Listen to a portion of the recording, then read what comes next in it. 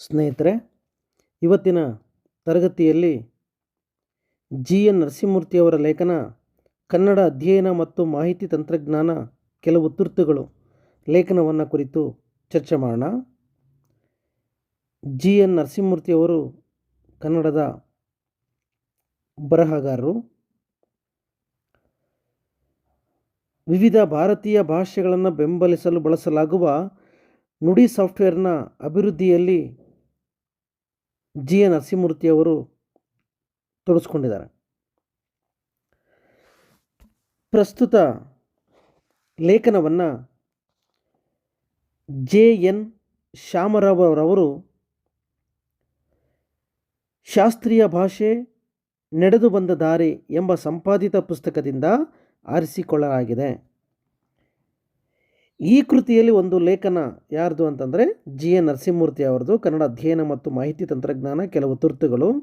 ಈ ಲೇಖನ ಎಲ್ಲಿದೆ ಅಂತಂದರೆ ಎನ್ ಶ್ಯಾಮರಾವ್ ಅವರು ಸಂಪಾದಿಸಿರುವ ಶಾಸ್ತ್ರೀಯ ಭಾಷೆ ನಡೆದು ಬಂದ ದಾರಿ ಪುಸ್ತಕದಲ್ಲಿ ಇದೆ. ಪ್ರಸ್ತುತ ಲೇಖನವು ಕನ್ನಡಕ್ಕೆ ಶಾಸ್ತ್ರೀಯ ಸ್ಥಾನಮಾನ ದೊರೆತಿದೆ ಎಂಬ ಘೋಷಣೆಗಳಿಂದ ಕನ್ನಡ ಉಳಿಯದು, ಅದಕ್ಕೆ ಸಿಗಬೇಕಾದ ಸವಲತ್ತುಗಳು ಇನ್ನೂ ಕೂಡ ದೊರೆತಿಲ್ಲ. ಇಂದಿನ ಯುವ ಪೀಳಿಗೆ ಕನ್ನಡ ಭಾಷೆಯ ಉಳಿವಿಗಾಗಿ ಮಾಡಬೇಕಾಗಿರುವ ತುರ್ತು ಕೆಲಸಗಳ ಮೇಲೆ ಬೆಳಕು ಚೆಲ್ಲುತ್ತದೆ ಅಂತ ಹೇಳ್ತಾರೆ. ಇವತ್ತು ಕನ್ನಡ ಭಾಷೆಗೆ ಶಾಸ್ತ್ರೀಯ ಸ್ಥಾನಮಾನ ಸಿಕ್ಕಿದೆ. ಬರೀ ಸಿಕ್ಕಿದೆ ಅಂತೇಳಿ ನಾವು ಘೋಷಣೆ ಇಟ್ಕೊಂಡು ಬದುಕಿದ್ರೆ ಸಾಲದು, ಇನ್ನೂ ಕೂಡ ಅನೇಕ ಸವಲತ್ತುಗಳು ಕನ್ನಡಕ್ಕೆ ಸಿಗಬೇಕಾಗಿದೆ. ಹಾಗಾಗಿ ಇಂದಿನ ಯುವ ಪೀಳಿಗೆ, ಇಂದಿನ ಯುವಕ ಯುವತಿಯರು ಕನ್ನಡ ಭಾಷೆಯ ಉಳಿವಿಗಾಗಿ ಅವರೆಲ್ಲ ಏನೇನು ಕೆಲಸ ಮಾಡಬೇಕು ಅನ್ನೋದ್ರ ಬಗ್ಗೆ ಈ ಲೇಖನದಲ್ಲಿ ಚರ್ಚೆ ಮಾಡ್ತಾರೆ. ನಾವು ಕನ್ನಡವನ್ನು ಗಣಕಯಂತ್ರ, ಕಂಪ್ಯೂಟರ್ನಲ್ಲಿ ಹೇಗೆಲ್ಲ ಬಳಸೋದಕ್ಕೆ ಸಾಧ್ಯತೆ ಇದೆ, ಕನ್ನಡವನ್ನು ನಾವು ಗಣಕಯಂತ್ರಕ್ಕೆ ತಗೊಂಡು ಬಂದರೆ ಎಷ್ಟೆಲ್ಲ ಅವಕಾಶಗಳು ನಿರ್ಮಾಣ ಆಗ್ತವೆ. ಹಾಗಾಗಿ ಯುವಶಕ್ತಿ ಯಾವ ರೀತಿಯಲ್ಲಿ ಕೆಲಸ ಮಾಡಬೇಕು ಅನ್ನೋ ವಿಚಾರಗಳು ಈ ಲೇಖನದಲ್ಲಿ ಚರ್ಚೆ ಆಗ್ತವೆ.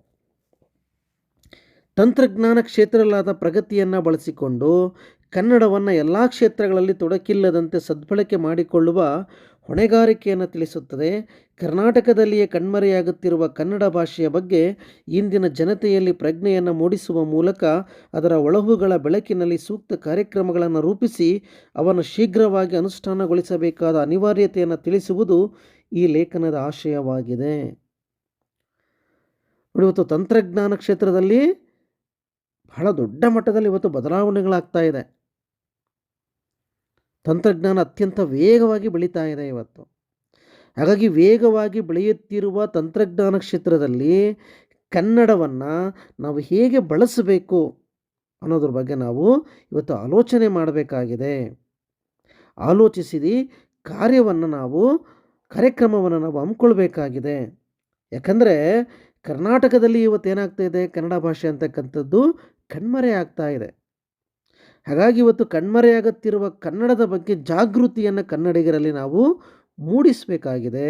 ಕನ್ನಡಿಗರಲ್ಲಿ ಪ್ರಜ್ಞೆಯನ್ನು ತಗೊಂಡು ಬಂದು ಹೊಸ ದಾರಿಗಳನ್ನು ಹುಡುಕೊಳ್ಳುವ ಹಾಗೆ ಅವರನ್ನು ನಾವು ನಿರ್ಮಾಣ ಮಾಡಬೇಕಾಗಿದೆ ಅನ್ನುವ ಆಶಯ ಒಟ್ಟಾರೆ ಈ ಲೇಖನದಲ್ಲಿ ಚರ್ಚೆಯಾಗುತ್ತೆ.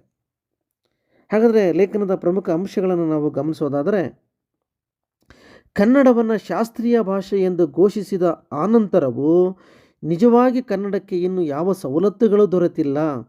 ಕನ್ನಡದ ಮೂಲಭೂತ ಕೆಲಸಗಳನ್ನು ಮಾಡಲು ಶಾಸ್ತ್ರೀಯ ಭಾಷೆ ಪಟ್ಟ ಅಗತ್ಯವೇ ಎಂಬ ಪ್ರಶ್ನೆಯೂ ಇದೆ. ಇವೆಲ್ಲದರ ನಡುವೆ ಸದ್ಯ ತುರ್ತಾಗಿ ಆಗಬೇಕಾಗಿರುವ ಕೆಲವು ಕಾರ್ಯಗಳತ್ತ ಗಮನ ಹರಿಸಬೇಕಾಗಿದೆ. ಈಗಾಗಲೇ ಹಲವರು ಇಂತಹ ಕೆಲಸಗಳತ್ತ ಎಲ್ಲರ ಗಮನ ಸೆಳೆದಿದ್ದಾರೆ. ಉದಾಹರಣೆಗೆ ಡಾಕ್ಟರ್ ಟಿ.ವಿ. ವೆಂಕಟಾಚಲಶಾಸ್ತ್ರಿಯವರ ಕೃತಿ ಕನ್ನಡ ಅಭಿಜಾತ ಸಾಹಿತ್ಯ ಅಧ್ಯಯನದ ಅವಕಾಶಗಳು ಆಹ್ವಾನಗಳು ಅನ್ನೋ ಲೇಖನವನ್ನು 2009ರಲ್ಲಿ ಕನ್ನಡ ವಿಶ್ವವಿದ್ಯಾಲಯ ಹಂಪಿ ಅವರು ಪ್ರಕಟವನ್ನು ಪಡಿಸಿದ್ದಾರೆ. ಇಲ್ಲಿ ಏನು ಹೇಳ್ತಾರೆ ಲೇಖಕರು, ಕನ್ನಡಕ್ಕೆ ಶಾಸ್ತ್ರೀಯ ಭಾಷೆ ಗೌರವ ಸಿಕ್ಕಿದ ಮೇಲೂ ಕೂಡ ಇನ್ನೂ ಕೂಡ ಕನ್ನಡಕ್ಕೆ ಅನೇಕ ಸವಲತ್ತುಗಳು ಇನ್ನೂ ಸರಿಯಾಗಿ ಸಿಕ್ಕಿಲ್ಲ. ಹಾಗಾಗಿ ಇವತ್ತು ಕನ್ನಡದ ಮೂಲಭೂತ ಕೆಲಸಗಳನ್ನು ನಾವು ಮಾಡೋದಕ್ಕೆ ಶಾಸ್ತ್ರೀಯ ಭಾಷೆ ಅನ್ನೋ ಹೆಸರಿಟ್ಕೊಂಡು ಸುಮ್ಮನೆ ಕೂತ್ಕೊಳ್ಳೋದಲ್ಲ, ಅದರ ಆಚೆಗೂ ಕೂಡ ನಾವು ಕೆಲಸ ಮಾಡ್ತಕ್ಕಂಥ ಅಗತ್ಯತೆ ಅಂತಕ್ಕಂಥದ್ದು ಬಹಳ ಇದೆ.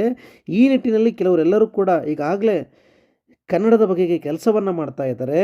ಅದರಲ್ಲಿ doctor T V Venkatachala Shastri ಅವರು ಕೂಡ ಅವರು ಅಭಿಜಾತ ಸಾಹಿತ್ಯ ಅಧ್ಯಯನದ ಅವಕಾಶಗಳು ಮತ್ತು ಆಹ್ವಾನಗಳನ್ನು ಕೃತಿಯನ್ನು ಪ್ರಕಟಪಡಿಸಿ ಹಲವಾರು ನೆಲೆಯಲ್ಲಿ ನಾವು ಕನ್ನಡವನ್ನು ಬೆಳೆಸೋದಕ್ಕೆ ಸಾಧ್ಯ ಇದೆ ಅನ್ನೋದ್ರ ಬಗ್ಗೆ ಗಮನವನ್ನು ಹರಿಸಿದ್ದಾರೆ ಅಂತ ಹೇಳ್ತಾರೆ.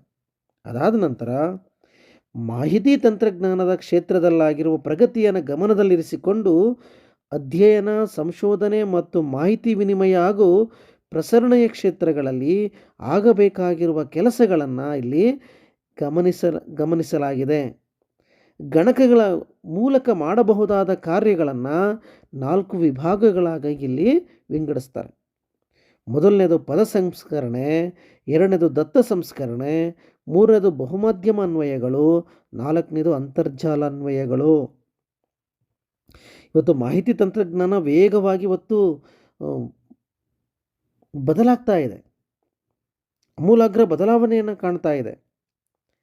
ಹಾಗಾಗಿ ಮಾಹಿತಿ ತಂತ್ರಜ್ಞಾನ ಕ್ಷೇತ್ರದಲ್ಲಿ ಆಗುವ ಬದಲಾವಣೆಯನ್ನು ಗಮನದಲ್ಲಿಟ್ಕೊಂಡು ಇವತ್ತು ನಾವು ಕನ್ನಡದ ಅಧ್ಯಯನವನ್ನು, ಸಂಶೋಧನೆಯನ್ನು, ಮಾಹಿತಿ ವಿನಿಮಯವನ್ನು, ಅದರ ಪ್ರಸರಣೆಯ ನೆಲೆಗಳನ್ನು ಇವತ್ತು ನಾವು ಗಮನದಲ್ಲಿಟ್ಕೊಂಡು ಇವತ್ತು ನಾವು ಗಣಕಗಳ ಮೂಲಕ, ಗಣಕ ಅಂದರೆ ಕಂಪ್ಯೂಟರ್ನಲ್ಲಿ ನಾವು ಏನೆಲ್ಲ ಕೆಲಸ ಮಾಡೋದಕ್ಕೆ ಸಾಧ್ಯತೆ ಇದೆ ಅಂತ ಲೇಖಕರಲ್ಲಿ ಪಟ್ಟಿ ಕೊಡ್ತಾರೆ. 4 ಅಂಶಗಳನ್ನು ಹೇಳ್ತಾರೆ. ನಿಮಗೆ 2 ಅಂಕಗಳಿಗೆ ಕೇಳೋ ಸಾಧ್ಯತೆ ಇರುತ್ತೆ, ಅಥವಾ ಅದರ ವಿವರಣೆಯನ್ನು ಇಟ್ಕೊಂಡು ನಿಮಗೆ ದೀರ್ಘ ಪ್ರಶ್ನೆ ಕೇಳೋ ಸಾಧ್ಯತೆ ಇರುತ್ತೆ. ಹಾಗಾದರೆ ನಾವು ಮಾಹಿತಿ ತಂತ್ರಜ್ಞಾನದ ಕ್ಷೇತ್ರದಲ್ಲಾಗಿರುವ ಬದಲಾವಣೆಯನ್ನು ಇಟ್ಕೊಂಡು ನಾವು ಗಣಕಗಳಲ್ಲಿ ಕಂಪ್ಯೂಟರ್ನಲ್ಲಿ ಮಾಡಬಹುದಾಗಿರ್ತಕ್ಕಂಥ 4 ಕಾರ್ಯಗಳು ಯಾವುದು ಅಂತಂದರೆ, ಮೊದಲನೇದು ಪದ ಸಂಸ್ಕರಣೆ, ಎರಡನೇದು ದತ್ತ ಸಂಸ್ಕರಣೆ, ಮೂರನೇದು ಬಹುಮಾಧ್ಯಮ ಅನ್ವಯಗಳು, ನಾಲ್ಕನೇದು ಅಂತರ್ಜಾಲ ಅನ್ವಯಗಳು. ಹಾಗಾದರೆ ಹಂಗಂದ್ರೆ ಏನು? ಯಾವ ರೀತಿ ಇವುಗಳನ್ನು ನಾವು ಅರ್ಥ ಮಾಡ್ಕೋಬಹುದು ಅಂತಂದರೆ, ನೋಡು, ಇವೆಲ್ಲವೂ ಕೂಡ ಕಂಪ್ಯೂಟರ್ನಲ್ಲಿ ಮಾಡಬಹುದಾಗಿರ್ತಕ್ಕಂಥ ಕೆಲಸಗಳು. ಮೊದಲನೇದು ಏನು ಮಾಡ್ಬೋದು ನೀವು? ತುರ್ತಾಗಿ ಪದ ಸಂಸ್ಕರಣೆಯನ್ನು ಮಾಡಿ. ಪದ ಸಂಸ್ಕರಣೆಯನ್ನು ಅಂತಂದರೆ ನಾವು ಮಾಹಿತಿಯನ್ನು ಗಣಕ ಅಂದರೆ ಕಂಪ್ಯೂಟರ್ನಲ್ಲಿ ಸೇರಿಸ್ತಕ್ಕಂಥದ್ದು. ಒಂದು ವಿನ್ಯಾಸವನ್ನು ಕಂಪ್ಯೂಟರ್ನಲ್ಲಿ ಒಂದು ವಿನ್ಯಾಸವನ್ನು ರೂಪಿಸ್ತಕ್ಕಂಥದ್ದು, ಮಾಹಿತಿಯನ್ನು ಮುದ್ರಿಸ್ತಕ್ಕಂಥದ್ದು. ನೀವು ಫೈಲ್ಗಳ ರೂಪದಲ್ಲಿ, ಕಡತಗಳ ರೂಪದಲ್ಲಿ ನೀವು ಫೈಲ್ ಮಾಡಿ ನೀವು ಅದರಲ್ಲಿ ಮಾಹಿತಿಯನ್ನು ಸೇರಿಸೋದು, ಒಳ್ಳೆಯ ಮುಖಪುಟ ವಿನ್ಯಾಸದಲ್ಲಿ ನೀವು ಜೋಡಿಸ್ತಕ್ಕಂಥದ್ದು. ಆನಂತರದಲ್ಲಿ ಒಂದು ಫೈಲ್ನ ರೂಪದಲ್ಲಿ, ಕಡತದ ರೂಪದಲ್ಲಿ ಅದನ್ನು ಸಂಗ್ರಹಿಸ್ತಕ್ಕಂಥದ್ದು. ಇದನ್ನು ನಾವೇನಂತ ಕರಿತೀವಿ? ಇದೆಲ್ಲವನ್ನು ನಾವು ಪದ ಸಂಸ್ಕರಣೆ ಅಂತ ಕರಿತೀವಿ. ಎರಡನೇದು ದತ್ತ ಸಂಸ್ಕರಣೆ ಅಂತ ಹೇಳ್ತಾನೆ. ಅಂದರೆ ಯಾದೃಚ್ಛಿಕ ಕ್ರಮದಲ್ಲಿ ಹೂಡಿರುವ ಮಾಹಿತಿಯನ್ನು ಅಗತ್ಯಕ್ಕೆ ತಕ್ಕಂತೆ ಜೋಡಿಸಿಕೊಂಡು ಪಡೆದುಕೊಳ್ತಕ್ಕಂಥದ್ದಕ್ಕೆ ನಾವು ದತ್ತ ಸಂಸ್ಕರಣೆ ಅಂತ ಹೇಳ್ತೀವಿ. ಉದಾಹರಣೆಗೆ ನಿಮಗೆ ಅಕಾರಾದಿ ಸೂಚಿ ಅಂದರೆ, ನಿಮಗೆ 1,00,000 ಪುಸ್ತಕಗಳಿದ್ದಾವೆ. ಆ 1,00,000 ಪುಸ್ತಕಗಳನ್ನು ನೀವು ಹುಡುಕೋದು ಹೇಗೆ? ನೀವು ಡಿಕ್ಷನರಿಯನ್ನು ಗಮನಿಸಿರ್ಬೋದು.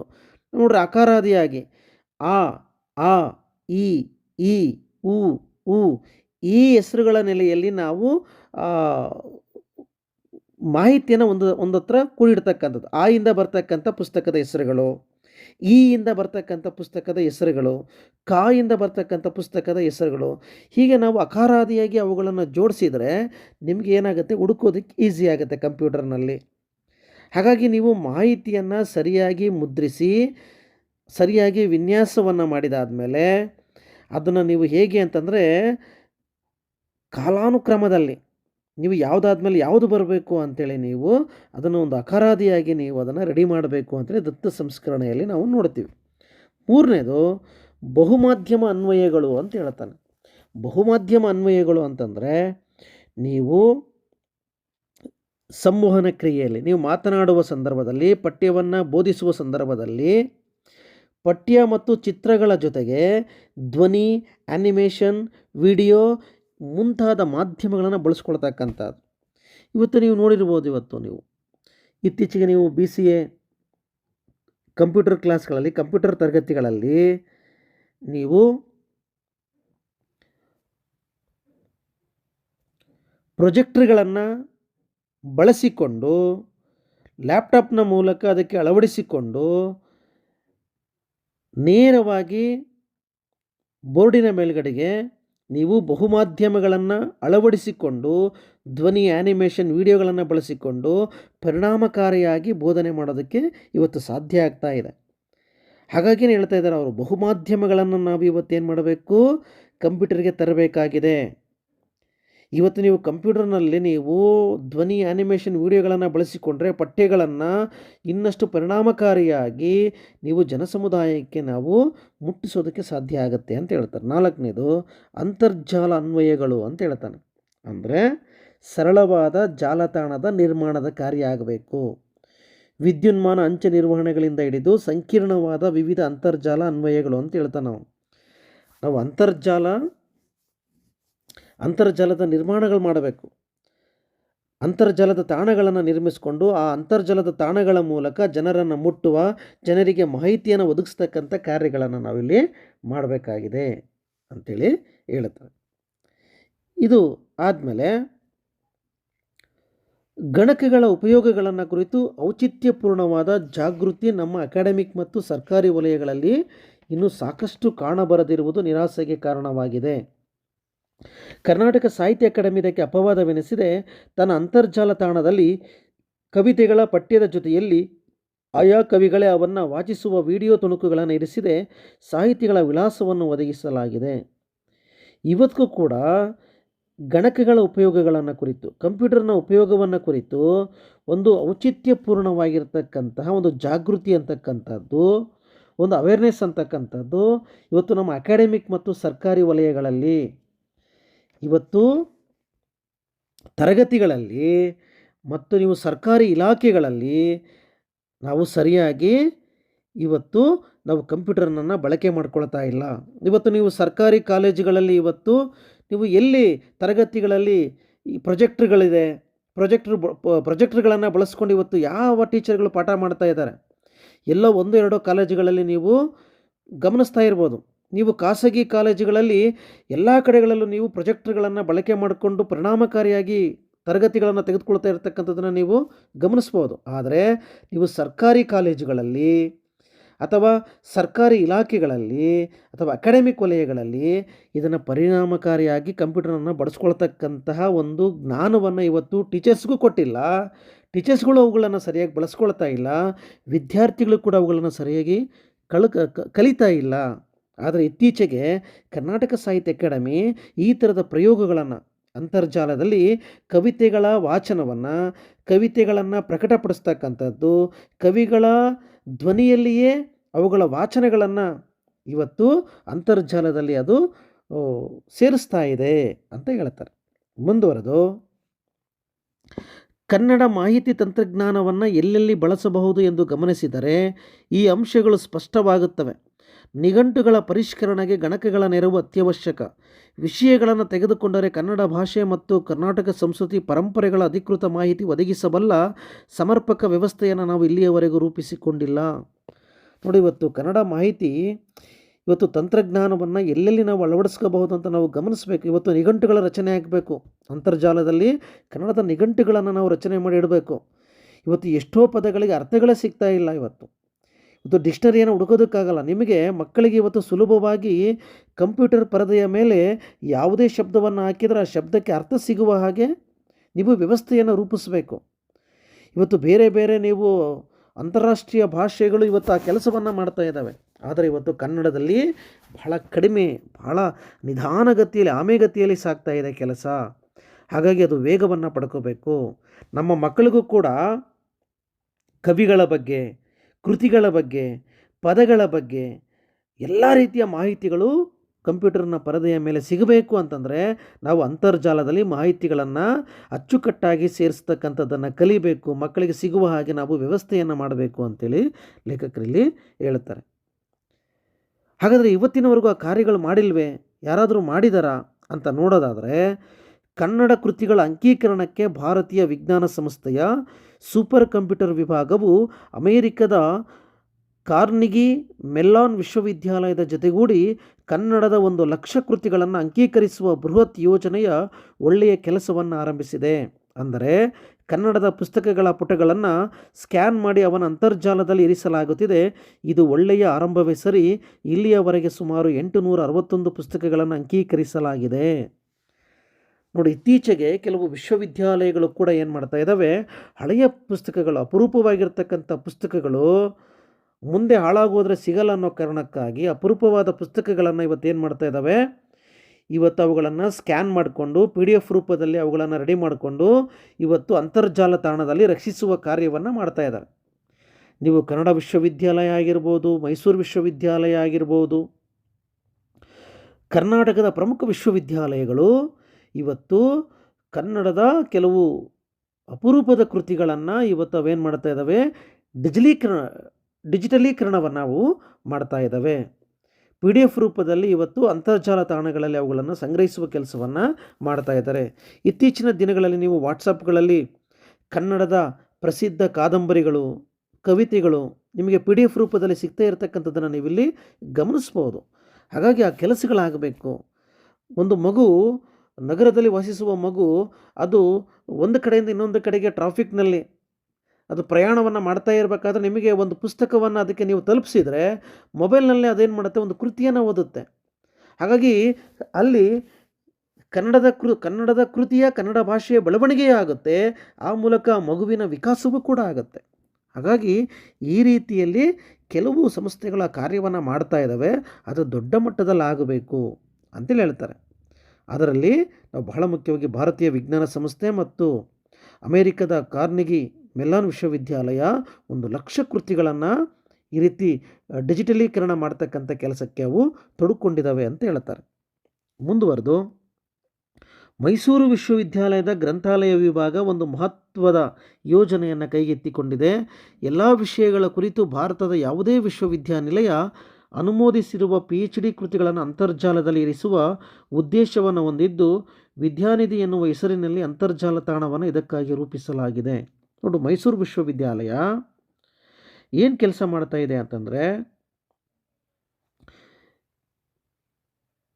ಭಾರತದ ಯಾವುದೇ ವಿಶ್ವವಿದ್ಯಾನಿಲಯ ಅನುಮೋದಿಸಿರುವ PhD ಕೃತಿಗಳನ್ನು, ಭಾರತದಲ್ಲಿ PhD ಕೃತಿಗಳು ಏನು ಪ್ರಕಟವಾಗಿರುವ PhD ಕೃತಿಗಳನ್ನು ಅಂತರ್ಜಾಲ ತಾಣದಲ್ಲಿ ಡಿಜಿಟಲೀಕರಣ ಮಾಡ್ತಕ್ಕಂತಹ ಕೆಲಸಕ್ಕೆ ಅದು ಕೈ ಹಾಕಿದೆ.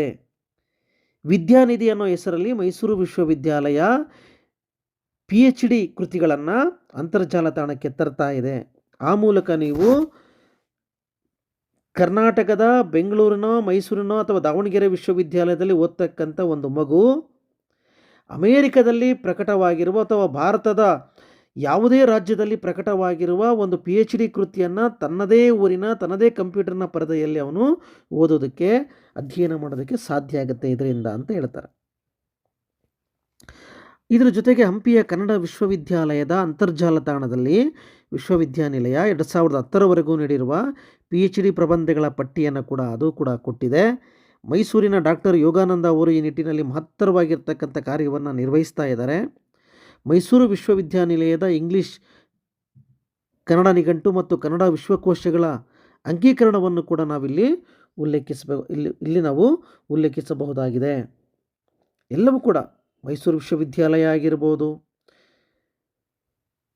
ಭಾರತೀಯ ವಿಜ್ಞಾನ ಸಂಸ್ಥೆಯ ಸೂಪರ್ ಕಂಪ್ಯೂಟರ್ ವಿಭಾಗ ಆಗಿರ್ಬೋದು, ಹಂಪಿ ಕನ್ನಡ ವಿಶ್ವವಿದ್ಯಾಲಯ ಆಗಿರ್ಬೋದು, ಇವೆಲ್ಲವೂ ಕೂಡ ತಮ್ಮ ತಮ್ಮ ಕಾರ್ಯಗಳನ್ನು ನಿರ್ವಹಿಸ್ತಾ ಇದ್ದಾವೆ.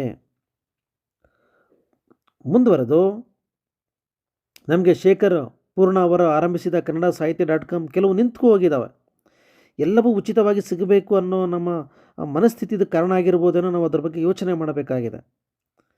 ಏಕೆಂದರೆ ನಾವು ಕಂಪ್ಯೂಟರ್ನಲ್ಲಿ ಅಂತರ್ಜಾಲದಲ್ಲಿ ಮಾಡಬೇಕು ಅಂತಂದರೆ ಅದಕ್ಕೊಂದು ಹಣದ ಮೂಲ ಬೇಕಾಗುತ್ತೆ. ನಾವು ಉಚಿತವಾಗಿ ಕೊಡೋದಕ್ಕೆ ಆಗಲ್ಲ. ಉಚಿತವಾಗಿ ಕೊಡದೇ ಇದ್ದರೆ ಜನ ಅಲ್ಲಿ ಬರೋದಿಲ್ಲ. ಹಾಗಾಗಿ ಇದ್ರ ಬಗ್ಗೆನೂ ಕೂಡ ನಾವು ಇವತ್ತು ಅಧ್ಯಯನಗಳು ಮಾಡಬೇಕಾಗಿದೆ. ಇಲ್ಲಿ ಏನಂತ ಹೇಳ್ತಾನೆ ಅಂತಂದರೆ, ಕನ್ನಡ ಸಾಹಿತ್ಯ ಪರಿಷತ್ತು ಕನ್ನಡ ಸಂಕ್ಷಿಪ್ತ ನಿಘಂಟು ಮತ್ತು ಪಂಪನ ಮಹಾಕಾವ್ಯಗಳನ್ನು ಏನು ಮಾಡ್ತಾ ಇದೆ, ಅಂತರ್ಜಾಲದಲ್ಲಿ ಪ್ರಕಟಿಸುವ ಕೆಲಸವನ್ನು ಮಾಡ್ತಾ ಇದೆ. ಅದ್ರ ಜೊತೆಗೆ ಕರ್ನಾಟಕ ಸರ್ಕಾರವು ಕೂಡ ನಿರ್ಮಿಸಿರ್ತಕ್ಕಂಥ ದಾಸ ಸಾಹಿತ್ಯದ ಅಂತರ್ಜಾಲ ತಾಣವನ್ನು ಆರಂಭಿಸಿದೆ. ಆದರೆ ಅದರಲ್ಲೂ ಕೂಡ ಕೆಲವೊಂದು ಸಣ್ಣ ದೋಷಗಳಿರ್ತಕ್ಕಂಥದ್ದನ್ನು ನಾವಿಲ್ಲಿ ಗಮನಿಸ್ಬೋದು. ಅದರ ಜೊತೆಗೆ ವಚನ ಸಾಹಿತ್ಯ ಅಂತರ್ಜಾಲ ತಾಣ ಇನ್ನೂ ಕೂಡ ಸರಿಯಾಗಿ ಅದಿನ್ನೂ ಅಸ್ತಿತ್ವಕ್ಕೆ ಬಂದಿಲ್ಲ, ಅಸ್ತಿತ್ವಕ್ಕೆ ಬರಬೇಕು. ಇದರ ಜೊತೆಗೆ ಮತ್ತೊಂದು ಪ್ರಮುಖ ಅಂಶದ ಬಗ್ಗೆ ಚರ್ಚೆ ಮಾಡ್ತಾರೆ ಲೇಖಕರು. ಕನ್ನಡದ ಅಧ್ಯಯನದ ದೃಷ್ಟಿಯಿಂದ ಆದ್ಯತೆಯ ಮೇರೆಗೆ ಅಭಿವೃದ್ಧಿಪಡಿಸಬೇಕಾದ ತಂತ್ರಾಂಶಗಳ ವಿವರಗಳನ್ನು ಚರ್ಚೆ ಮಾಡ್ತಾರೆ. ಅಂದರೆ ಇವೆಲ್ಲ ಕೆಲಸಗಳು ಕೆಲವು ಆಗ್ತಾ ಇದ್ದಾವೆ, ಇಂಥ ಕೆಲಸಗಳಾಗಬೇಕು ಅಂತ ಹೇಳ್ಕೊಂಬಂದ್ರೆ ಇದುವರೆಗೂ ಕೂಡ.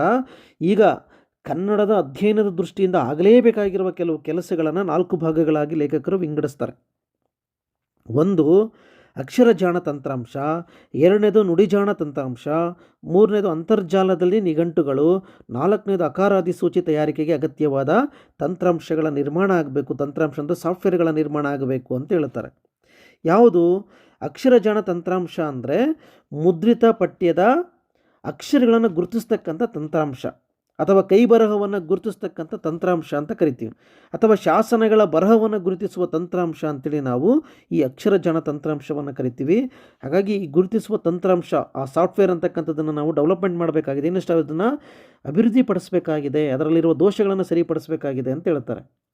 2ನೇದು ನುಡಿಜಾಣ ತಂತ್ರಾಂಶ, ಇದು ಮಾತನ್ನು ಪಠ್ಯವಾಗಿಸುವ ತಂತ್ರಾಂಶ ಅಂತೇಳಿ ಕರಿತೀವಿ. 3ನೇದು ಅಂತರ್ಜಾಲದಲ್ಲಿ ನಿಘಂಟುಗಳು, ಇವು ಅಂತರ್ಜಾಲಕ್ಕೆ ನೀವು ನಿಘಂಟುಗಳನ್ನು ತಂದಿಡಬೇಕು. ಅದು ಕನ್ನಡ ನಿಘಂಟಾಗಿರ್ಬೋದು, ಕನ್ನಡ ಇಂಗ್ಲೀಷ್ ನಿಘಂಟಾಗಿರ್ಬೋದು, ಇಂಗ್ಲೀಷ್ ಕನ್ನಡ ನಿಘಂಟುಗಳಾಗಿರ್ಬೋದು, ಅಥವಾ ಕನ್ನಡ ಹಿಂದಿ ನಿಘಂಟಾಗಿರ್ಬೋದು, ಕನ್ನಡ ತುಳು ನಿಘಂಟಾಗಿರ್ಬೋದು. ಹಾಗಾಗಿ ಅಂತರ್ಜಾಲ ತಾಣದಲ್ಲಿ ಕನ್ನಡದ ನಿಘಂಟುಗಳ ರಚನೆ ಆಗಬೇಕು, ಆ ನಿಘಂಟುಗಳು ಲಭ್ಯ ಆಗಬೇಕು, ಅವು ಇವತ್ತಿನ ಸಮಾಜಕ್ಕೆ ಅವು ಸಿಗಬೇಕು, ವಿದ್ಯಾರ್ಥಿಗಳು ಅವುಗಳನ್ನು ಬಳಸ್ಕೊಂಡು ಇನ್ನಷ್ಟು ಅವರು ಅಧ್ಯಯನ ಮಾಡೋದಕ್ಕೆ ಅನುಕೂಲವನ್ನು ಮಾಡಿಕೊಡಬೇಕು ಅಂತ ಹೇಳ್ತಾರೆ. ಇನ್ನು ಕೊನೆಯದು ಅಕಾರಾದಿ ಸೂಚಿ ತಯಾರಿಕೆ ಅಗತ್ಯವಾದ ತಂತ್ರಾಂಶ, ಅಕಾರಾದಿಯಾಗಿ ಎಲ್ಲವನ್ನು ಒಂದು ಕಡೆಗೆ ಸರಿಯಾದ ಕಾಲಾನುಕ್ರಮಣಿಕೆ ನೆಲೆಯಲ್ಲಿ ಇಡ್ತಕ್ಕಂಥದ್ದು. ನೀವು ಒಂದೇ ಕಡೆಗೆ ಸಿಗುವ ಹಾಗೆ, ಈಗ ನೀವು ಎ ಇಂದ ಝೆಡ್ವರೆಗೂ ಅಥವಾ ಆ ಇಂದ ಳವರೆಗೂ ನೀವು ಅವುಗಳನ್ನು ಒಂದೇ ಕ್ರಮದಲ್ಲಿ ನೀವು ಜೋಡಿಸಿಟ್ರೆ ಹುಡುಕೋದಕ್ಕೆ ಈಸಿ ಆಗುತ್ತೆ, ಮಾಹಿತಿಯನ್ನು ಪಡೆಯೋದಕ್ಕೂ ಕೂಡ ನಮಗೆ ಸುಲಭವಾಗುತ್ತೆ ಅಂತೇಳಿ ಲೇಖಕರು ಹೇಳುತ್ತಾರೆ. ಆ ತಂತ್ರಾಂಶವನ್ನು ಕೂಡ ನಾವು ಅಭಿವೃದ್ಧಿಪಡಿಸಬೇಕು ಅಂತೇಳಿ ಹೇಳುತ್ತಾರೆ. ಆನಂತರದಲ್ಲಿ ಶಾಸ್ತ್ರೀಯ ಭಾಷೆಯ ಘೋಷಣೆಯ ಹಿನ್ನೆಲೆಯಲ್ಲಿ ಯುವ ಸಂಶೋಧಕರು ಕನ್ನಡದ ಅಧ್ಯಯನದ ಬಗ್ಗೆ ಆಸಕ್ತಿ ತೋರುತ್ತಿದ್ದಾರೆ. ಇವರಿಗೆ ಸೂಕ್ತ ತರಬೇತಿ ನೀಡಿದರೆ ಅವರ ಅಧ್ಯಯನಕ್ಕೆ ತಂತ್ರಜ್ಞಾನವನ್ನು ಬಳಸಿಕೊಳ್ಳಬಲ್ಲರು. ಈ ತರಬೇತಿಯನ್ನು ವ್ಯವಸ್ಥಿತವಾಗಿ ನಿರ್ವಹಿಸಬೇಕು. ಅನೇಕ ಸಂಶೋಧಕರ ಸಮಗ್ರ ಕೃತಿಗಳು ಪ್ರಕಟವಾಗಿದ್ದು ಅವನ್ನು ತಕ್ಷಣದಲ್ಲಿ ಅಂಗೀಕರಿಸಲು ಸಾಧ್ಯವಿದೆ. ಅಂದರೆ ಶಾಸ್ತ್ರೀಯ ಭಾಷೆ ಘೋಷಣೆ ಆಗಿದೆ ಕನ್ನಡಕ್ಕೆ. ಇದರ ಜೊತೆಗೆ ಇವತ್ತು ಯುವ ಸಂಶೋಧಕರು ಕನ್ನಡದ ಅಧ್ಯಯನದ ಬಗ್ಗೆ ಆಸಕ್ತಿಯನ್ನು ತೋರ್ತಾ ಇದ್ದಾರೆ. ಹಾಗಾಗಿ ಅಂತರ್ಜಾಲದಲ್ಲಿ, ಕಂಪ್ಯೂಟರ್ನಲ್ಲಿ, ಗಣಕ ಮಾಧ್ಯಮದಲ್ಲಿ ಕನ್ನಡವನ್ನು ಇನ್ನಷ್ಟು ಪರಿಣಾಮಕಾರಿಯಾಗಿ ಬಳಸಬೇಕು ಅಂತಕ್ಕಂಥ ಯುವ ಸಮುದಾಯಕ್ಕೆ ನಾವು ಸರಿಯಾಗಿರ್ತಕ್ಕಂಥ ಮಾರ್ಗದರ್ಶನವನ್ನು ಮಾಡಬೇಕು. ಸೂಕ್ತವಾದ ತರಬೇತಿಯನ್ನು ಕೊಟ್ಟವರನ್ನು ನಾವು ರೆಡಿ ಮಾಡಿ ಕಳಿಸಿದರೆ ಅವರು ಇನ್ನಷ್ಟು ಅದರಲ್ಲಿ ಅಭಿವೃದ್ಧಿಯನ್ನು ಕಾಣೋದಕ್ಕೆ ಸಾಧ್ಯ ಆಗುತ್ತೆ. ನಾವು ಅನೇಕ ಸಂಶೋಧಕರ ಕೃತಿಗಳನ್ನು ನಾವು ಪ್ರಕಟಪಡಿಸ್ಬೋದು. ಹಾಗಾಗಿ ಇನ್ನು ಎಷ್ಟೋ ಕೃತಿಗಳು, ನೀವು ಕಾವ್ಯ ಮೀಮಾಂಸೆಗೆ ಸಂಬಂಧಪಟ್ಟಂಥ ಕೃತಿಗಳು, ಕಾವ್ಯ ಮೀಮಾಂಸೆಗೆ ಸಂಬಂಧಪಟ್ಟ ಹಾಗೆ, ವ್ಯಾಕರಣಕ್ಕೆ ಸಂಬಂಧಪಟ್ಟ ಹಾಗೆ, ಛಂದಸ್ಸಿಗೆ ಸಂಬಂಧಪಟ್ಟ ಹಾಗೆ, ಭಾಷೆಗೆ ಸಂಬಂಧಪಟ್ಟ ಹಾಗೆ ಇನ್ನು ಅನೇಕ ಕೃತಿಗಳು ನಮಗೆ ಸಿಗದೇ ಇಲ್ಲ ಕಂಪ್ಯೂಟರ್ನಲ್ಲಿ. ಕೆಲವು ಪ್ರಸಿದ್ಧವಾಗಿರ್ತಕ್ಕಂಥ ಕೃತಿಗಳು ಮಾತ್ರ ನಮಗೆ ಅಂತರ್ಜಾಲ ತಾಣದಲ್ಲಿ ಸಿಗ್ತಾ ಇದ್ದಾವೆ, ಮಾಹಿತಿ ಸಿಗ್ತಾ ಇದೆ. ಇನ್ನು ಹಳೆಗನ್ನಡದ ಕೃತಿಗಳು, ಶಾಸನಗಳು. ಹಾಗಾಗಿ ಇಂತಹ ಅನೇಕ ಕೃತಿಗಳು ಎಲ್ಲವೂ ಕೂಡ ನಮಗೆ ಎಲ್ಲಿಗೆ ಬರಬೇಕು ಅಂತಂದರೆ ಗಣಕಯಂತ್ರಕ್ಕೆ ಬರಬೇಕು, ಕಂಪ್ಯೂಟರ್ಗೆ ಬರಬೇಕು ಅಂತೇಳಿ ಲೇಖಕರು ಹೇಳ್ತಾ ಇದ್ದಾರೆ. ಹಾಗಾಗಿ ತುರ್ತಾಗಿ ನಾವು ಡಾಕ್ಟರ್ ಎಂ ಚಿದಾನಂದ ಮೂರ್ತಿ ಅವ್ರದ್ದು, doctor T V Venkatachala Shastri, doctor M M Kalaburgi, Shambha Joshi, Govinda Pai ಇವರ ಕೃತಿಗಳನ್ನು ನಾವು ತರುವ ಪ್ರಯತ್ನಗಳನ್ನು ಮಾಡಬೇಕು ಅಂತರ್ಜಾಲ ತಾಣಕ್ಕೆ ಅಂತ ಹೇಳ್ತಾರೆ. ನಂತರದಲ್ಲಿ ಅಂತರ್ಜಾಲದ ಸಾಮರ್ಥ್ಯವನ್ನು ಕನ್ನಡ ಸಂಶೋಧನಾ ಲೋಕ ಇನ್ನೂ ತಕ್ಕ ಪ್ರಮಾಣದಲ್ಲಿ ಬಳಸಿಲ್ಲ. ಅಂತರ್ಜಾಲದಲ್ಲಿ ಕನ್ನಡದ ವಿಪುಲ ಮಾಹಿತಿಯನ್ನು ಇರಿಸಿದರೆ ನಮ್ಮ ಸಮಯ ಶ್ರಮಗಳ ಉಳಿತಾಯವಾಗುತ್ತದೆ. ಇದಕ್ಕಾಗಿ ಹಣ ಖರ್ಚಾದರೂ ಅದು ನೀಡುವ ಸೌಲಭ್ಯದ ದೃಷ್ಟಿಯಿಂದ ಇದು ಕೂಡಲೇ ಕೈಗೆತ್ತಿಕೊಳ್ಳುವುದು ಅತ್ಯಂತ ಅಗತ್ಯ. ಇದನ್ನು ಮತ್ತೆ ಹಿಂದೆ ಚರ್ಚೆ ಮಾಡಿದ ಅಂಶವನ್ನೇ ಮತ್ತೆ ಹೇಳ್ತಾರೆ ಅವರು. ಕನ್ನಡ ಸಂಶೋಧನಾ ಲೋಕ ಇನ್ನೂ ಕೂಡ ಅಂತರ್ಜಾಲವನ್ನು ಸರಿಯಾಗಿ ಬಳಸ್ತಾ ಇಲ್ಲ. ಸಂಶೋಧಕರ ಕೃತಿಗಳನ್ನು ಸರಿಯಾಗಿ ಅಂತರ್ಜಾಲ ತಾಣಕ್ಕೆ ತರ್ತಾ ಇಲ್ಲ. ಒಂದು ವೇಳೆ ನೀವು ತಂದರೆ ಸಮಯ ಮತ್ತು ಶ್ರಮವನ್ನು ಉಳಿಸ್ಕೋಬಹುದು. ಈಗ ನಾನು ಚಿತ್ರದುರ್ಗದಲ್ಲಿದ್ದೇನೆ. ನನಗೆ ಶಂಭಾ ಜೋಶಿ ಅವರ ಒಂದು ಕೃತಿ ಬೇಕು. ಆದರೆ ಶಂಭಾ ಜೋಶಿ ಅವರ ಕೃತಿ ಎಲ್ಲೋ ಕನ್ನಡ ವಿಶ್ವವಿದ್ಯಾಲಯದ ಲೈಬ್ರರಿಯಲ್ಲೋ ಅಥವಾ ಮೈಸೂರು ವಿಶ್ವವಿದ್ಯಾಲಯದ ಲೈಬ್ರರಿಯಲ್ಲೋ ಅಥವಾ ಮಂಗಳೂರು ವಿಶ್ವವಿದ್ಯಾಲಯದ ಲೈಬ್ರರಿಯಲ್ಲೋ ಇದೆ ಅಂದ್ಕೊಳ್ಳಿ ಪುಸ್ತಕ. ಈಗ ನಾನೊಬ್ಬ ಸಂಶೋಧಕನಾಗಿ ನನಗೆ ಆ ಪುಸ್ತಕ ಬೇಕು ಅಂತಂದರೆ ನಾನೇನು ಮಾಡಬೇಕಾಗತ್ತೆ? ಇಲ್ಲಿಂದ ಪ್ರಯಾಣವನ್ನು ಮಾಡಬೇಕು. ಒಂದಿನ ಮುಂಚೆ ಇಲ್ಲಿಂದ ಬಿಡಬೇಕು, ಒಂದಿನ ಅಲ್ಲೋಗಿ ಉಳ್ಕೋಬೇಕು, ತಿರುಗಿ ದಿನ ಅಲ್ಲಿ ನಾನು ಮಾಹಿತಿಯನ್ನು ಪಡಿಬೇಕು, ಒಂದು 2-3 ದಿನ ಇದ್ದು ಮಾಹಿತಿ ಪಡಿಬೇಕು. ಆ ನಂತರದಲ್ಲಿ ಅಲ್ಲಿಂದ ನಾನು ಇಲ್ಲಿಗೆ ಬರಬೇಕು, ಮಾಹಿತಿಯನ್ನು ಕಲೆಕ್ಟ್ ಮಾಡ್ಕೋಬೇಕು. ಪುಸ್ತಕವನ್ನು ಕೊಡೋದಿಲ್ಲ, ಅವರು ತರೋದಕ್ಕಾಗೋದಿಲ್ಲ ಇಲ್ಲಿಗೆ. ಒಂದು ವೇಳೆ ಜೆರಾಕ್ಸಿಗೆ ಕೊಟ್ಟರೆ ಹೊರಗಡೆ ಹೋಗಿ ಜೆರಾಕ್ಸ್ ಮಾಡಿಸ್ಕೋಬೇಕು. ಇವೆಲ್ಲವೂ ಸಮಸ್ಯೆಗಳಿದ್ದಾವೆ. ಒಂದು ವೇಳೆ ಮೈಸೂರು ವಿಶ್ವವಿದ್ಯಾಲಯ ಅಥವಾ ಕನ್ನಡ ವಿಶ್ವವಿದ್ಯಾಲಯ ಶಂಭಾ ಜೋಶಿ ಅವರ ಪುಸ್ತಕವನ್ನು ಡಿಜಿಟಲೀಕರಣ ಮಾಡಿದರೆ, ಅಂತರ್ಜಾಲ ತಾಣಕ್ಕೆ ತಂದವರು ಏನಾದರೂ ಅದನ್ನು ಇಟ್ಟರೆ, ನಾನು ಚಿತ್ರದುರ್ಗದಲ್ಲಿಯೇ ಕುಳಿತುಕೊಂಡು ಆ ಪುಸ್ತಕವನ್ನು ಡೌನ್ಲೋಡ್ ಮಾಡಿಕೊಂಡು ನಾನು ಇಲ್ಲೇ ಅದನ್ನು ಓದ್ಬಿಟ್ಟು ಮಾಹಿತಿಯನ್ನು ಸಂಗ್ರಹಿಸಿ ನಾನು ಸಂಶೋಧನೆಯನ್ನು ಮಾಡೋದಕ್ಕೆ ನನಗೆ ಅನುಕೂಲ ಆಗುತ್ತೆ. ಇದರಿಂದ ನನಗೆ ಸಮಯದ ಉಳಿತಾಯ ಆಗುತ್ತೆ. ನಾನು ಕಂಪ್ಯೂಟರ್ ಪರದೆಯ ಮೇಲೆ ನಾನು ಅದನ್ನು ನೋಡೋದರಿಂದ ನನಗೆ ಸಮಯನೂ ಉಳಿತಾಯ ಆಗುತ್ತೆ, ಹಣದ ಉಳಿತಾಯನೂ ಆಗುತ್ತೆ ಅಂಥೇಳಿ ಲೇಖಕರಲ್ಲಿ ಹೇಳ್ತಕ್ಕಂಥದ್ದನ್ನು ನಾವಿಲ್ಲಿ ನೋಡ್ಬೋದು. ಹಾಗಾಗಿ ನಮ್ಮ ಸಮಯನೂ ಉಳಿತಾಯ ಆಗುತ್ತೆ, ಶ್ರಮ ಉಳಿತಾಯ ಆಗುತ್ತೆ. ಹಾಗಾಗಿ ಹಣವೂ ಕೂಡ ನಾವು ಉಳಿಸೋದಕ್ಕೆ ಸಾಧ್ಯ ಆಗುತ್ತೆ. ಇಲ್ಲ ಅಂತಂದರೆ ನಾವು ಸಮಯ, ಶ್ರಮ, ಹಣವನ್ನು ಖರ್ಚು ಮಾಡ್ಕೋಬೇಕಾಗತ್ತೆ. ಖರ್ಚು ಮಾಡಿಕೊಂಡ್ರೂ ಕೂಡ ಸಿಗುತ್ತೆ ಅನ್ನೋ ಸಾಧ್ಯತೆಗಳು ತೀರ ಕಡಿಮೆ. ಹಾಗಾಗಿ ಆದಷ್ಟು ನಾವು ಅಂತರ್ಜಾಲ ತಾಣಕ್ಕೆ ಸಂಶೋಧನಾ ಕೃತಿಗಳನ್ನು ತರಬೇಕು. ಇದರಿಂದ ನಾವು ಸಂಶೋಧಕರಿಗೆ, ಯುವ ಸಂಶೋಧಕರಿಗೆ ನಾವು ಅವಕಾಶ ಮಾಡಿಕೊಡಬಹುದು ಅಂತೇಳಿ ಹೇಳ್ತಾರೆ.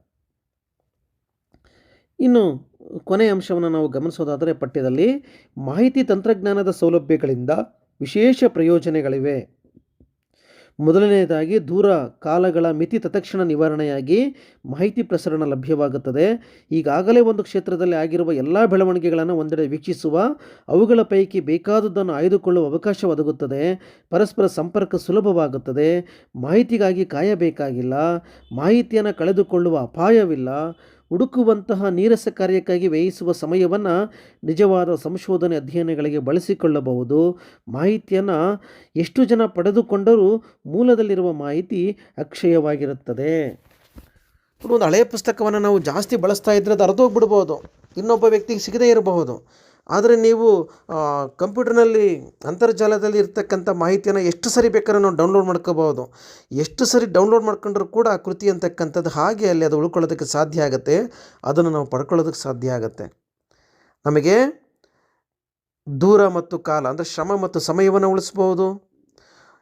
ಯಾವ್ಯಾವ ಭಾಗದಲ್ಲಿ ಈಗ ಯಾವುದೋ ಒಂದು PhD ಒಂದೇ ವಿಷಯದ ಮೇಲೆ ಎಲ್ಲೆಲ್ಲಿ ಕೆಲಸ ಆಗಿದೆ ಅನ್ನೋ ವಿಚಾರ ಗೊತ್ತಾದರೆ ನಾವು ಅಲ್ಲಿ ಆಗಿರುವ ಕೆಲಸ ಬಿಟ್ಟು ಯಾವ ಕೆಲಸದ ಮೇಲೆ, ಹೊಸ ವಿಷಯದ ಮೇಲೆ ನಾವು ಸಂಶೋಧನೆಯನ್ನು ಮಾಡ್ಬೋದು ಅನ್ನೋ ವಿಚಾರ ಗೊತ್ತಾಗುತ್ತೆ. ಇದ್ರ ಜೊತೆಗೆ ನಮಗೆ ಸುಲಭವಾಗಿ ಮಾಹಿತಿ ಅಂತಕ್ಕಂಥದ್ದನ್ನು ನಾವು ಪಡೆಯೋದಕ್ಕೆ ಸಾಧ್ಯ ಆಗುತ್ತೆ. ಹಾಗಾಗಿ ಇನ್ನಷ್ಟು ಪರಿಣಾಮಕಾರಿಯಾಗಿ ಸಂಶೋಧನೆ ಮಾಡೋದಕ್ಕೂ ಕೂಡ ಸಾಧ್ಯ ಆಗುತ್ತೆ. ಹಾಗಾಗಿ ಅಂತರ್ಜಾಲದಲ್ಲಿ ಕೃತಿಗಳು, ಕನ್ನಡದ ಮಾಹಿತಿಗಳು, ಕನ್ನಡದ ಅಧ್ಯಯನಗಳು ಆರಂಭ ಆಗೋದ್ರಿಂದ ಈ ಎಲ್ಲ ಸೌಲಭ್ಯಗಳು ಕೂಡ ನಮಗೆ ಸಿಗೋದಕ್ಕೆ ಸಾಧ್ಯ ಆಗುತ್ತೆ ಅಂತೇಳಿ ಲೇಖಕರು ಏನು ಮಾಡ್ತಾರೆ ಇಲ್ಲಿ ಹೇಳ್ತಾ ಹೋಗ್ತಾರೆ. ಹಾಗಾಗಿ ತುರ್ತಾಗಿ ಅಂಕೀಕರಣ ಆಗಬೇಕಾಗಿರುವ ಮಾಹಿತಿಗಳು, ಆಗಬೇಕಾಗಿರುವ ಇತರ ಕಾರ್ಯಗಳ ಒಂದು ಪಟ್ಟಿಯನ್ನು ಲೇಖಕರಲ್ಲಿ ಕೊಟ್ಟಿದ್ದಾರೆ. ಸಂಶೋಧನಾ ಲೇಖನ ಕೃತಿಗಳ ಸಮಗ್ರ ಸೂಚಿ ಸಾಧ್ಯವಾದರೆ ಅವುಗಳ ಸಮಗ್ರ ಮಾಹಿತಿ ಅಂಕೀಕರಣ ಆಗಬೇಕು. ಸಮಗ್ರ ಕನ್ನಡ ಗ್ರಂಥಸೂಚಿಗಳು ನಿರ್ಮಾಣ ಆಗಬೇಕು. ಕರ್ನಾಟಕದ ಶಾಸನಗಳು, ಸಂಪುಟಗಳು, ಕೈಫಿಯತ್ತುಗಳು, ಬಕೇರುಗಳ ಮಾಹಿತಿಯನ್ನು ನಾವು ಅಂತರ್ಜಾಲ ತಾಣಕ್ಕೆ ಸೇರಿಸಬೇಕು. ಹಾಗೂ 17ನೇ ಶತಮಾನದವರೆಗಿನ ಎಲ್ಲ ಕನ್ನಡ ಕೃತಿಗಳ ಮಾಹಿತಿಯನ್ನು ಮತ್ತು 17ನೇ ಶತಮಾನದವರೆಗೆ ಕರ್ನಾಟಕಕ್ಕೆ ಭೇಟಿ ನೀಡಿದ ಪ್ರವಾಸಿಗರ ಬರಹಗಳ ದಾಖಲೆಗಳನ್ನು ನಾವೇನು ಮಾಡಬೇಕು? ಅಂತರ್ಜಾಲ ತಾಣಕ್ಕೆ ಸೇರಿಸಬೇಕು. ಪ್ರಕಟವಾಗುತ್ತಿರುವ ಸಂಶೋಧನಾ ಪತ್ರಿಕೆಗಳು, ಸಂಪುಟಗಳು, ಸಂಚಿಕೆಗಳನ್ನು ನಾವು ಅಂತರ್ಜಾಲ ತಾಣಕ್ಕೆ ತರಬೇಕು. ಬಹಳ ತುರ್ತಾಗಿ ಕಾರ್ಯಗಳಾಗಬೇಕು ಅಂತ ಹೇಳ್ತಾರೆ. ಆಗಬೇಕಾಗಿರೋ ಕಾರ್ಯಗಳು ಯಾವುದು ಅಂತಂದರೆ ಕನ್ನಡ ನಿಘಂಟು, ಅವುಗಳ ಪರಿಷ್ಕರಣೆ ಅಂತರ್ಜಾಲ ತಾಣದಲ್ಲಿ ಆಗಬೇಕು. ಈಗಾಗಲೇ ಯಾವಾಗಲೂ ಮಾಡಿಟ್ಟಿರೋದು, ಅಂತರ್ಜಾಲದಲ್ಲಿ ಸೇರಿಸಿರೋದು, ಅದು ವರ್ಷ ಅದೇನಾಗ್ತಾ ಇರಬೇಕು, ಪರಿಷ್ಕರಣೆ ಆಗಬೇಕು. ಹೊಸ ಹೊಸ ಪದಗಳು ಸೇರ್ಕೊಳ್ತಾ ಇರಬೇಕು. ಆ ಮೂಲಕ ನಿಘಂಟು ಅದರ ವ್ಯಾಪ್ತಿ ದೊಡ್ಡದಾಗಬೇಕು. ಆಗ ಹೆಚ್ಚು ಪದಗಳು ಮಕ್ಕಳಿಗೆ ಸಿಗೋದಕ್ಕೆ ಅನುಕೂಲ ಆಗುತ್ತೆ ಅಂತ ಹೇಳ್ತಾರೆ. ಇಂಗ್ಲೀಷ್ ಕನ್ನಡ ನಿಘಂಟು ಅಂತರ್ಜಾಲ ತಾಣದಲ್ಲಿ ಲಭ್ಯ ಆಗಬೇಕು. ಮೈಸೂರು ವಿಶ್ವವಿದ್ಯಾಲಯ ಆ ಕೆಲಸ ಮಾಡ್ತಾ ಇದೆ ಈಗ. ಸಂಶೋಧಕರಿಗೆ ಸಂಶೋಧನಾ ಕೆಲಸಗಳಲ್ಲಿ ನೆರವು ನೀಡುವವರಿಗೆ ಗಣಕ ತರಬೇತಿಯನ್ನು ಕೊಡಬೇಕು. ಈ ಸಂಶೋಧನೆಯ ಬಗ್ಗೆ ಚೆನ್ನಾಗಿ ತಿಳ್ಕೊಂಡಿದ್ದಾರೆ. ಸಂಶೋಧನೆಯ ಕೆಲಸಗಳ ಬಗ್ಗೆ ಚೆನ್ನಾಗಿ ಗೊತ್ತಿದೆ ಅವರಿಗೆ. ಆದರೆ ಅವರಿಗೆ ಕಂಪ್ಯೂಟರ್ ಬಳಸೋಕ್ಕೆ ಬರ್ತಾ ಇಲ್ಲ.